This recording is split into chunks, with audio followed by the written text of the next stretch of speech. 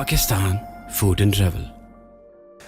अस्सलाम वालेकुम जी, मैं इस वक्त मौजूद हूँ आपको दिखाने के लिए कि आज हम एक बहुत स्पेशल प्रोग्राम के लिए आए हैं और वो स्पेशल प्रोग्राम है पठानों की एक ट्रेडिशनल डिश, एक सौगात जिसको हम लांदी कहते हैं।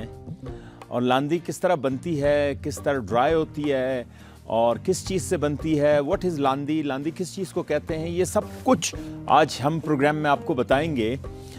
उससे पहले कि मैं लांदी के डिटेल में जाऊं, थोड़ा सा मुख्तसरन मैं आपको तारुफ़ कर दूं। लांदी बेसिकली मटन जो है, मटन को हम जब ड्राई करते हैं सख्त शदीद तरीन सर्दी में हवा में उसको छोड़ देते हैं नमक और हींग लगा के, तो वो जब ड्राई हो जाता है तो उसका नाम होता है लांदी।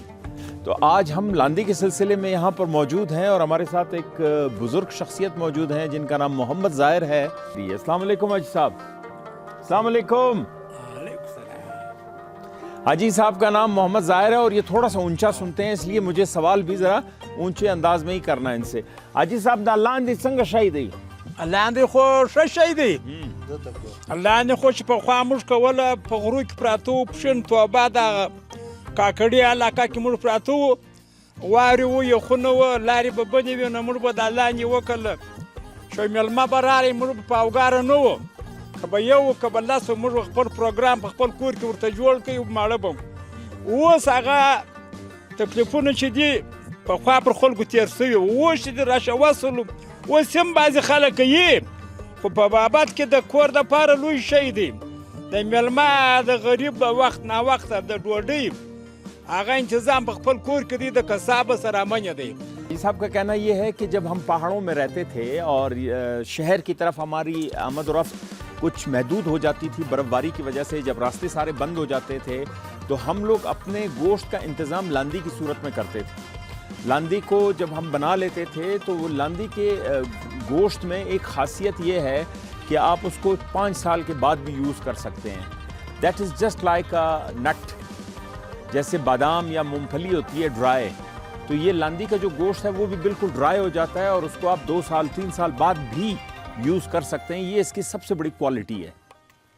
तो हाजी साहब का ये कहना है कि जब पहाड़ों में लोगों के घर होते थे और वो शहर की तरफ उनका आना ज़रा मुश्किल होता था और रास्ते सारे बंद हो जाते थे और मतलब बहुत ज़्यादा बर्फ़बारी होती थी, तो हम इस गोश्त को सर्दी से बचाव के लिए ढाल के तौर पे इस्तेमाल करते थे और अगर कभी हमारे घर मेहमान आ जाता था तो उसकी तवज़ो भी हम इसी लांदी से करते थे।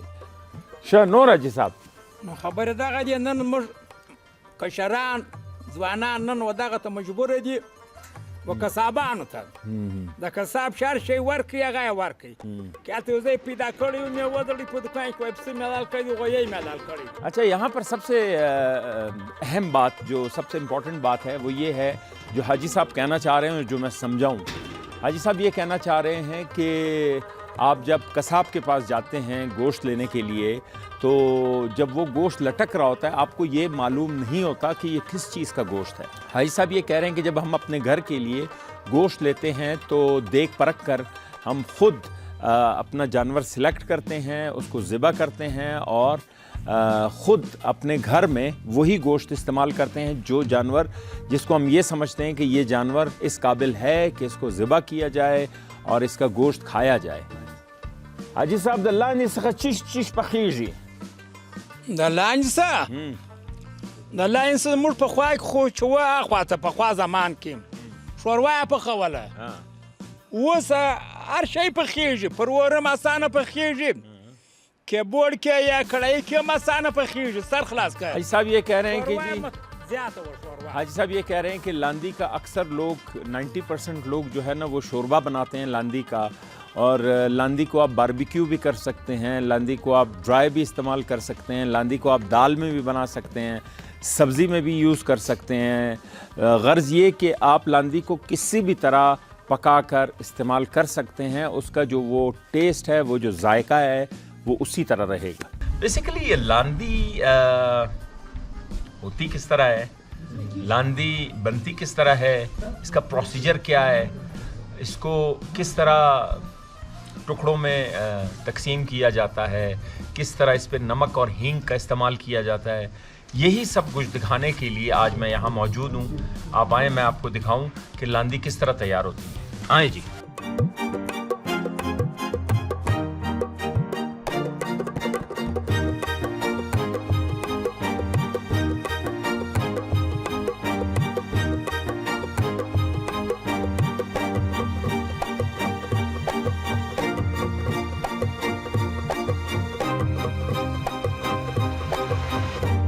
जी, मैं इस वक्त मौजूद हूँ सालम दुम्बे के साथ, जो कि लांदी के लिए बिल्कुल तैयार है। अब सबसे पहला जो प्रोसीजर था वो ये था कि इसके बाल उड़ा दिए जाते हैं ताकि इसको आग देने में, इसको सेकने में इसके जो बाल हैं वो ज़ाया ना हो, क्योंकि वो सारा वूल होता है तो उसको काम में लाया जाता है। हमारी जो ख़वातीन हैं उससे मुख्तलिफ़ चीज़ें बनाती हैं। एक तो ये फ़ायदा हुआ इसका, और दूसरी बात ये है कि जब हम इसको सेक देंगे, जब हम इस पर आग जलाएंगे, इतने उससे आग जलाएंगे हम मिकदार में या उसमें मखसूस टेम्परेचर में, ताकि इसकी जो चमड़ी है वो भी साबित रहे और सिर्फ इसके जो बाल हैं वो ख़त्म हो जाएं आग से। तो पहले जब पुराने ज़माने में गांव में लोग आग जला के दुम्बे को सेकते थे और उसके बाल उड़ा देते थे। आजकल ब्लोर के ज़रिए मखसूस अंदाज में, लेटेस्ट अंदाज में इसको तैयार किया जाता है लांदी के लिए। ये सारा प्रोसीजर हम आपको दिखाएंगे। अब इस वक्त ये तैयार है, ये दुम्बा बिल्कुल तैयार है। इसको हम लटकाएंगे और इसके अंदर जो अंतड़ियाँ और ओजरी वग़ैरह है, गुर्दे, दिल, ये सब कुछ जो पार्ट्स हैं इसके, ये निकाल दिए जाएंगे और उसके बाद इसकी सफाई होगी। फिर इसको जलाया जाएगा, फिर इसको पानी से अच्छी तरह धोया जाएगा। उसके बाद जो प्रोसीजर होगा वो हम साथ साथ आपको दिखाते जाएंगे। जैसा कि मैंने आपको बताया कि हम दुम्बे को लटकाएंगे, उसके बाद जो इसके पार्ट्स हैं, अंदर के पार्ट्स, ओजरी, अंतड़ियाँ वग़ैरह, गुर्दे, कलेजी वग़ैरह, हम सारा उसका निकालेंगे। वो भी हम यूज़ में लेकर आएंगे अपने जो हमारे रोज़मर्रा के जो खाने बनते हैं, डिशेस बनती हैं। और उसके बाद लांदी का प्रोसीजर हम साथ साथ आपको दिखाते जाएंगे। आपने मेरे साथ रहना है।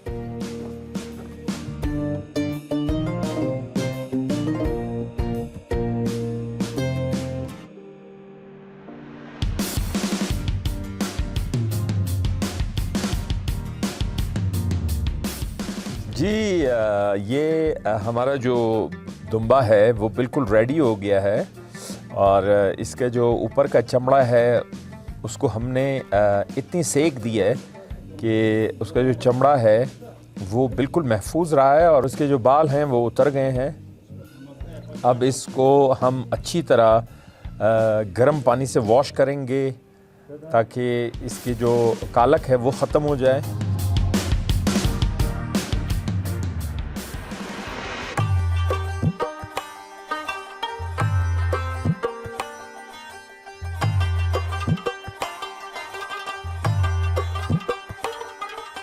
हमारा जो लांदी का एक पार्ट मुकम्मल हुआ।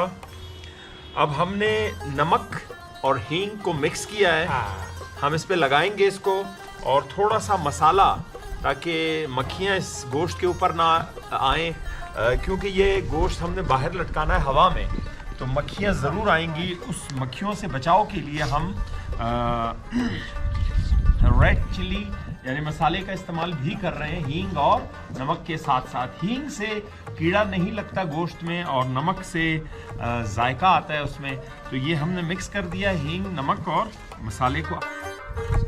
अच्छा, दूसरी बात मैंने आपको बताना था कि ये हड्डियाँ इस दुम्बे से निकाल ली गई हैं, क्योंकि ये किसी काम की नहीं है। लांदी में इसका कोई फंक्शन नहीं होता। ये इस गोश्त के ऊपर बोझ होता है और इसमें कीड़े पड़ जाते हैं इस हड्डी की वजह से। और बाकी जो हड्डियां हैं वो भी मैं आपको दिखा सकता हूँ। ये देखें, ये हड्डी भी निकाल ली गई है, ये देखें, और ये देखें। ये हड्डियां इस लांदी के दुम्बे से निकालना बहुत ज़्यादा ज़रूरी है। अच्छा, बिस्मिल्लाह। अब देखें आप किस तरह और किस मिकदार में इसके ऊपर ये हींग और नमक लगाया जाएगा। हाँ। ये आप ये कह सकते हैं कि इसको मैरिनेट किया जा रहा है। अब जैसे कि मैंने आपको बताया कि 5 दिन से 4 दिन तक ये खुली हवा में, धूप में ये दुम्बा लटकता रहेगा। जब इसका पानी ड्राई हो जाएगा और गोश्त ड्राई होने के करीब होगा, फिर इसको अंदर ले जाया जाएगा और अंदर खुली फ़िज़ा में, जहाँ पर हवा का आना जाना हो, वहाँ पर ये गोश्त 25 दिन, कम से कम मिनिमम 25 दिन और मैक्सिमम 1 महीने बाद ये बिल्कुल ड्राई हो जाएगा और लांदी हमारी तैयार है। कि लांदी को ड्राई करने का जो प्रोसीजर है उसमें 25 दिन से 1 महीना दरकार है। तो जब ये ड्राई हो जाएगा और ये कीड़ों से पाक होगा, बिल्कुल ड्राई होगा, जस्ट लाइक ड्राई फ्रूट, फिर हम आपको इस्तेमाल करके दिखाएंगे। लेकिन उसके लिए हमें 25 दिन से 1 महीना इंतज़ार करना पड़ेगा। लेकिन यहाँ पर एक बात बताना बहुत ज़्यादा ज़रूरी है। वो क्या? वो ये कि हम आपको 25 दिन इंतज़ार नहीं करवाएंगे। 25 दिन इंतज़ार करूँगा मैं आप लोगों को। मैं इसी प्रोग्राम में पका के दिखाऊँगा, खिला के दिखाऊँगा, मतलब खा के दिखाऊँगा। ठीक है, आप लोग मेरा इंतज़ार करें, मुझे देखें। You will enjoy a lot इंशाल्लाह। ओके।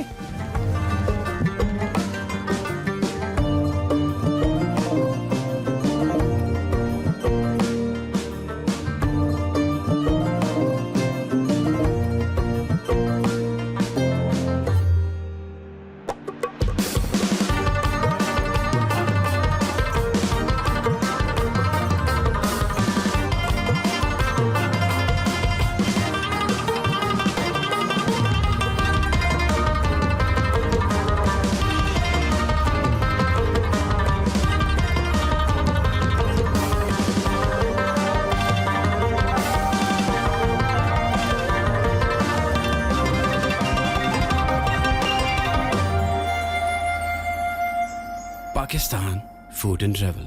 अस्सलाम वालेकुम जी। इस वक्त कोयटा शहर में हल्की हल्की बारिश और उसके साथ बर्फ़बारी भी हो रही है।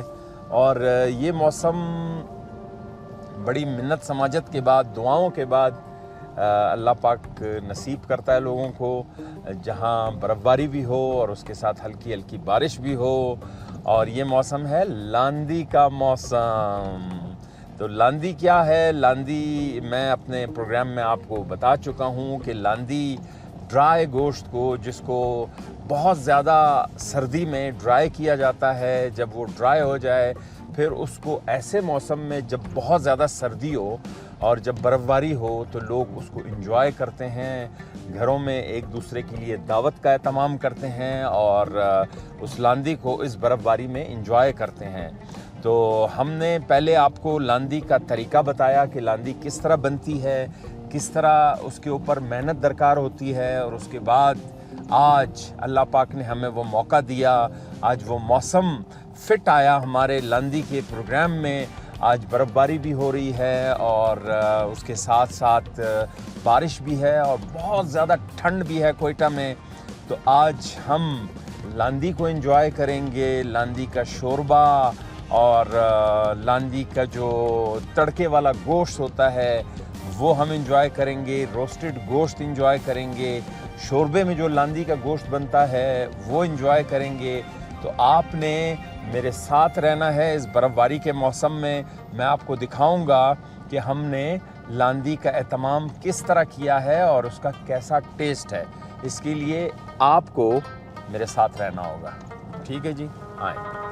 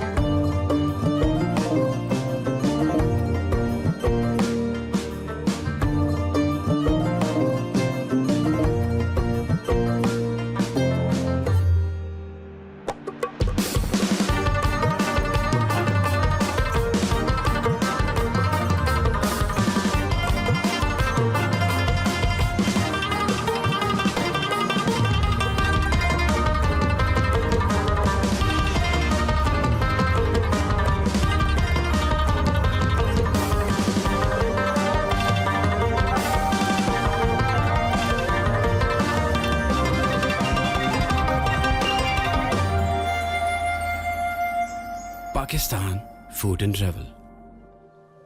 हाँ जी, जो लांदी हमने आपको दिखाई थी, आग जलाकर उसको आग देकर चमड़े के साथ जिस तरह लांदी हमने बनाई थी। लांदी बेसिकली रोस्टेड गोश्त को कहते हैं, और रोस्टेड नहीं, सॉरी, ड्राई गोश्त को। और उसको हम यहाँ के लोग बहुत ज़्यादा, जब सर्दी होती है तो उसको पकाया जाता है, और उसका शोरबा, लांदी का जो शोरबा होता है वो भी बनाया जाता है। और इस शोरबे के साथ साथ ये आप देख सकते हैं, ये रोस्टेड लांदी है। ठीक है जी। अब इसमें जो मैं लूँगा वो मैं लूँगा ब्लैक पीस।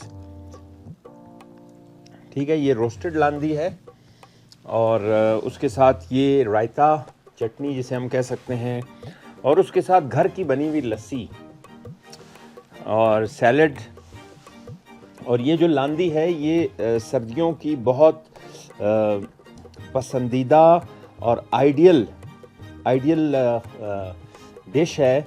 और इस वक्त बाहर बर्फ़बारी हो रही है और हम लांदी को एंजॉय कर रहे हैं, ये आप देख सकते हैं।